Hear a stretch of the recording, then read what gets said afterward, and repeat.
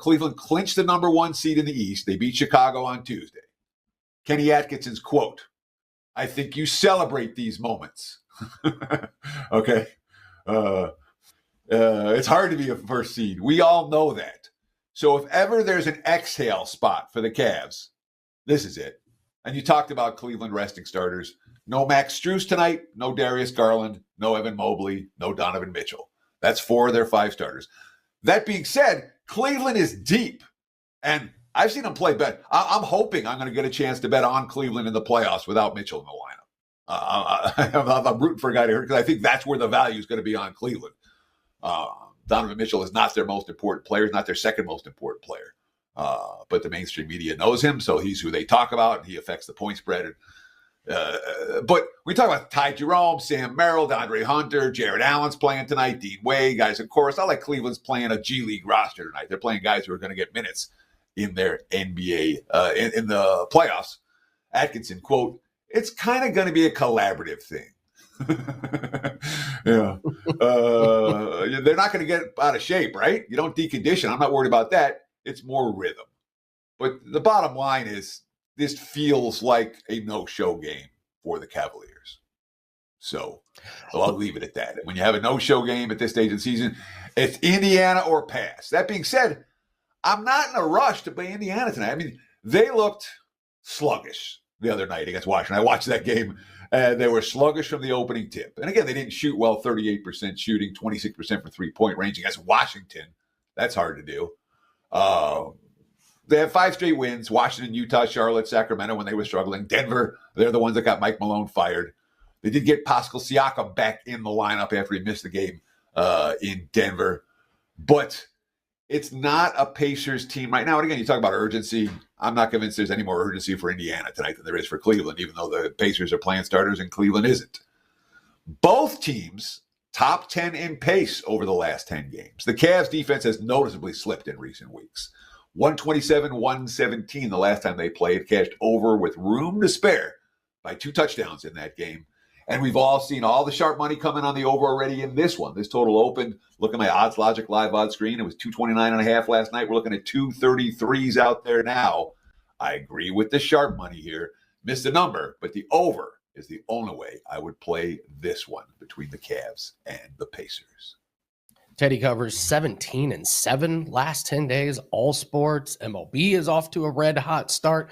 Let's talk about the Grizzlies and the Timberwolves. Huge game in the West, like huge game. Who would have thunk? But the Western Conference, I can't remember this many teams bunched up there, and it's kind of crazy. You go back to January, Memphis beat the Timberwolves twice, both by 2 points. How big do those 2 games loom right now? What are we doing with this game? This is one of the bigger games we're going to have towards the end of the season. Sure. So right now in the Western Conference, the number 3 seed currently is the LA Lakers at 49-31. The number 8 seed is Minnesota at 46-33. There's not a lot of room between the 3 seed and the 8 seed in the Western Conference. And obviously with these 2 teams, Minnesota sitting at 46-33, Memphis sitting at 47-32, this game has enormous implications for who's going to play who in the first round, who's going to get home court, who's going to have to play in the play-in game. All that being said, seeding is never a motivator in the NBA. Never.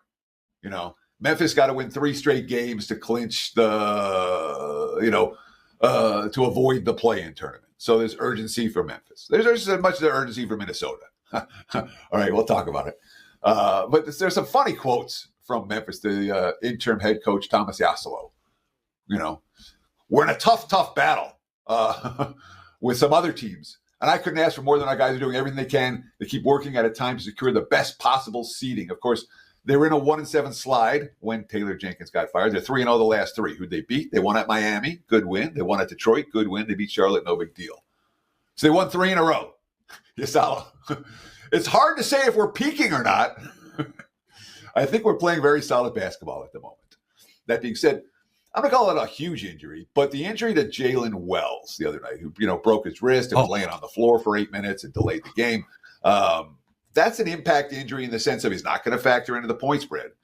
Wells has been an elite defender for that team, and he started 74 games. All right, and he's been guarding the opponent's leading scorer or best offensive player. I think it's an impact injury, and it's an injury the markets aren't necessarily going to pay a bunch of attention to. Before I talk about Minnesota here, I do want to concur with what Andy was saying. We appreciate the likes very much. We appreciate the comments very much. We appreciate the follows very much. And of course, we do got a special offer available right now on my page. Talked about how I'm running good across sports. We're running good in the NBA. We're running good at MLB. Every day, every play for the next 365 days. All access. $99 a month. You can get that right now, wt.buzz/TC. And that will get you literally every play every day through next April in every sport that I release. wt.buzz/TC. So we got the T-Wolves coming off about a crushing of losses you're going to have. They had a 24-point lead with 10 minutes to play, and then meltdown city. The Bucks scored 40 points in the fourth quarter. The T-Wolves, I think they had 5 in the first 2 minutes. They had a 3-pointer and a 2-pointer, and then they proceeded to score 8 the rest of the quarter. And lost at home by 7 in a game they led by 24 with 7 to play. All right, they had won 5 straight games prior to that. And again, nothing to be too excited about. Philly, Brooklyn, Phoenix, Denver by 1 in overtime, Detroit in a flat spot after beating the Cavs. But coming off that loss, how does Minnesota react? Well, Coach Chris Finch, we got to shake it off. I have every confidence we'll be able to fight back. We didn't expect to go undefeated over our last 10 games. We have to get the ones that are there to be gotten. Anthony Edwards. We're good. I mean, it's a part of the game. Of course, we didn't want to lose, but we can't be in bad spirits because we know we win. We know we need to win the next one. Minnesota's the better of these two teams. I think the Wells injury matters. If I'm playing, I'm laying. It's T-Wolves or pass for this better. I do think Minnesota is the better squad, and I'm certain there's a sense of urgency after the debacle in the fourth quarter the other night. He'll bet 10 minutes before the fight, 15 minutes before the fight, because he's able to get a lot more money down, and the books are okay with it because they've already booked a bunch of action. They're not as afraid of it as early, getting out ahead of the number, putting them in a bad position. So, yeah, I think that's what you just have to do sometimes. Take a smaller edge and maybe bet bigger. That's what he does. He says smaller edges, I bet more money, as opposed to before I was getting bigger edges and able to bet less money. So I guess that's how the game's turning out if you're able to get out ahead of the market like you're doing with the props. Yeah, I like I said, I've got limited in so many accounts, and once I stopped kind of beating the lines, or I don't put out prop plays for clients until the day of. I used to put them out the day before, but there's no point. You'll get yourself limited so quick. That's how they grade you, Andy. Again, this is so educational. Most recreational bettors, when they hear someone get kicked out, they think, oh, you must have crushed them. It's because of how much money you won. And nothing could be further from the truth. The video that Johnny put out of me, him, and Kelly getting thrown out of Mandalay Bay, I could tell you right now, I'm not proud of it. But at that property, I'm down over $40,000 lifetime playing blackjack. For whatever reason, we lost at that property.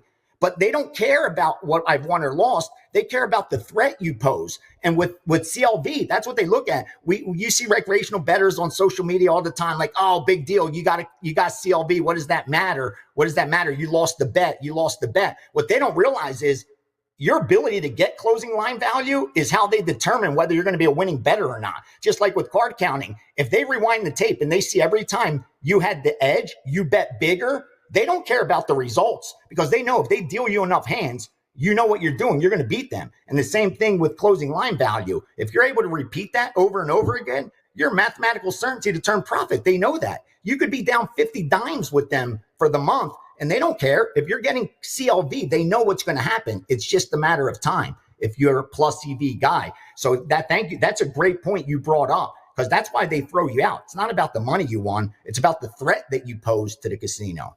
Paddy's made me money already, and I'm going to bet him again on Saturday night. Listen, Chandler could knock him out, obviously, but historically, all I could do is zoom out, and what I see is the best of Chandler has already passed him at Bellator, meaning he's fought. They throw him in the deep end with top guys, which is impressive. But the truth is, since 2021, he's got one win. It's against Tony Ferguson. And everybody talks about Dan Hooker. Oh, he beat Dan Hooker and how good Dan Hooker is. Dude, let's real quickly, let's look at that Dan Hooker and again, no disrespect, I'm a huge Dan Hooker fan, but I have to bring this up because when he beat Hooker, all right, when Chandler knocked out Hooker, okay, he was coming off a loss to Poirier, okay, which was a big fight for him. So he caught him at the right time. After that, he beat Haqparast, he lost to Makhachev, he lost to Allen. Those are respectable. But the 3-fight win streak is against Claudio Puelles, Jalen Turner, who's no longer in the UFC, and Gamrot, which was a split decision, a very close fight. They could have went either way. I actually think Gamrot won with the 5 takedowns that he had. So they're giving him so much credit for that Hooker win, but that Hooker win happened back in 2021. Since then, his only wins against Tony Ferguson. He's catching them where Chandler's 9 years older, almost 40 years old. And I think Pimblett will not be in any disadvantage in the stand-up because he's going to have a nice distance. He works his distance really well. And in the grappling, if Pimblett takes his back, he finishes the fight.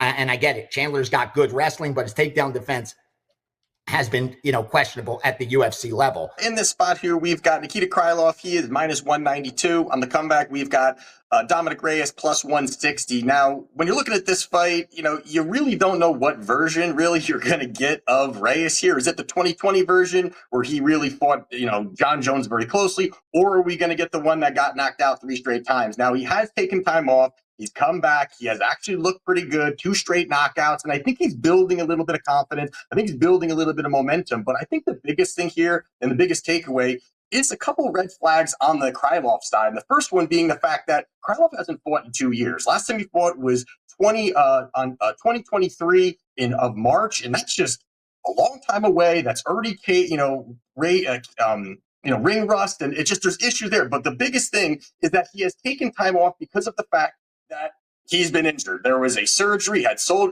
back surgery, and that alone is going to really take time to kind of heal, get back, recovery, getting back into training camp, having that full momentum to getting into this. And also the fact that now he's a guy that has had surgery, coming back, 2 years ring rust, and now he really needs to get takedowns. Now, this is the spot where he has to shoot, he has to look to grind, he has to look to get, Reyes up against the fence. He's got subpar takedown success rate of 38%. While I do like Reyes here, where you're talking about his defensive wrestling, he's got an 82% defense rate, very good. Even John Jones went 2 for 9 on takedowns with only 1 minute and 40 of control time. So I don't really think Krylov, 2 years off, a guy that's really trying to build himself back. And now if this plays out on the feet, absolutely Reyes has big time power, better combinations, faster hand speed. He's the more explosive fighter, the more athletic fighter between these two guys. And I think one of the biggest things, why this line is where it is because of Reyes' chin. Now that is an absolute concern here. There's no doubt about that. But you also got the fact that Krylov is not some, heavy hitter when you're looking at it. He's the guy that's going to ground and pound you, take you down. His last knockout victory was against Alexander Gustafsson in 2022. Prior to that was 2018 outside the UFC. So I think Reyes is going to be fine. His chin's going to be okay. Even though, he's going to grind at him, I still think Reyes finds the big shots, more impactful shots. So I like this plus money here on Reyes at plus 160. I know this is going to be really primarily a boxer versus boxer type of matchup here. And you've got Sean Woodson. To your point, Andy, the guy is long, he's lanky, he likes to fight behind his reach, has a good jab, and there are those parts that he does have, and especially he's going to have a 7-inch reach advantage, about a 5-inch height advantage, so that is going to be a concern with Ige looking to cut distance. But I like the fact that Ige does have some solid boxing, and he's got power, and I think this is a spot where the style at which Ige fights, I think really presents a lot of problems here for Sean Woodson. And I think that Sean Woodson's a guy, again, who wants to be on the outside, pitter-patter shots. He does not have the power that Ige has. Ige's going to have the advantage. But Ige likes to crash the pocket. He wants to brawl. He wants to scrap. He wants to get in the middle. He wants to trade in the pocket. And that is really where Woodson has had problems. He doesn't want to be in the pocket. He wants to be mostly on the outside, working his shots, working his leverage, and working his boxing. And, over his 13 wins, he's got 8 by decision. He's a guy that, again, is going to be more of a point fighter. But I think one of the bigger red flags